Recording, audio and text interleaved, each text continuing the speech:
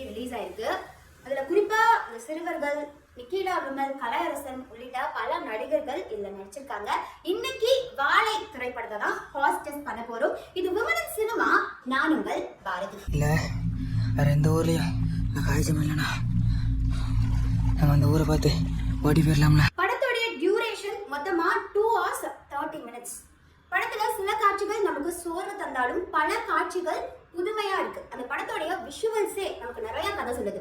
மாரி செல்வராஜ் அவர்கள் தனுஷ் மாதிரி பெரிய ஸ்டார்ஸ் எல்லாம் வச்சுட்டு கர்ணன் மாதிரியான படங்களை பண்ணிட்டு இப்போ சின்ன ஸ்டார்ஸ் வச்சு படங்கள் பண்ற அந்த கட்ஸை நம்ம ரொம்ப அப்ரிஷியேட் பண்ணியே ஆகும்.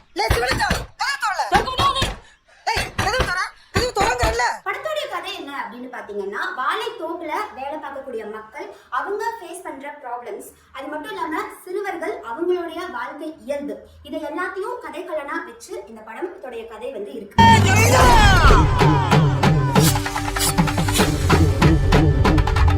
இந்த படத்துல ஹராஸ்மெண்ட் இருக்கா, அதாவது பெண்களை பாலியல் ரீதியா துன்புறுத்துற மாதிரியான காட்சிகள் ஏதாவது இந்த படத்துல இருக்கா அப்படின்னு பாத்தீங்கன்னா இல்ல. சோ ஹராஸ்மெண்ட்டுக்கு நம்ம தரக்கூடிய பாயிண்ட் 1.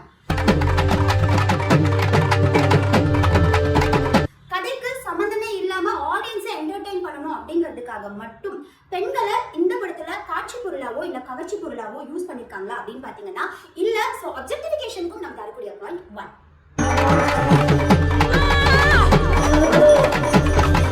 நிற பாகுபாடு, அதாவது இந்த நிறம் உயர்ந்தது இந்த நிறம் தாழ்ந்தது அப்படிங்கிற நிற பாகுபாடை இந்த படத்துல பாத்துருக்காங்களா அப்படின்னு பாத்தீங்கன்னா இல்ல.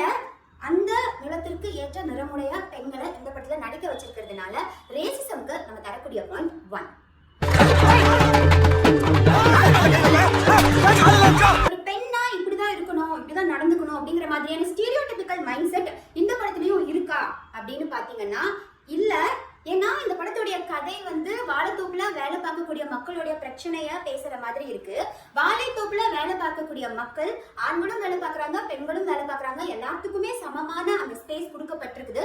சோ ஸ்டீரியோ டைப்ஸ்க்கு நம்ம தரக்கூடிய பாயிண்ட் 1.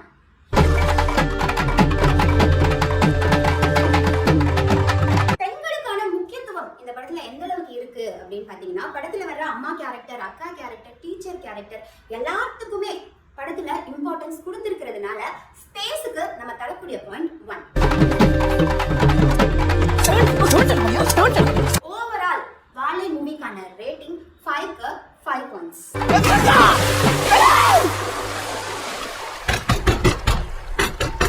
இந்த படம் ஒரு புதுவிதமான எக்ஸ்பீரியன்ஸை தருது.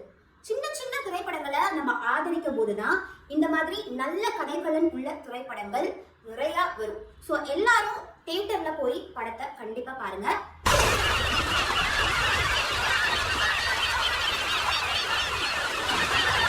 ஒரு சமூக பார்வை உரையாடலாகுது, உரையாடல் நடைமுறையா மாறுது, நடைமுறை பழக்கமாகுது, அந்த பழக்கம் வழக்கமாகுது, அந்த வழக்கம் தாங்க கலாச்சாரமா உருவெடுக்குது. சோ சினிமால நடக்கக்கூடிய இந்த மாற்றம் நிஜ வாழ்க்கையிலையும் மாற்றத்தை ஏற்படுத்தும். அந்த மாற்றத்துக்கு நீங்க எல்லாரும் சப்போர்ட் பண்ணீங்க அப்படின்னு நான் நம்புறேன். UX தமிழ் நேயர்களுக்காக நான் உங்கள் பாரதி.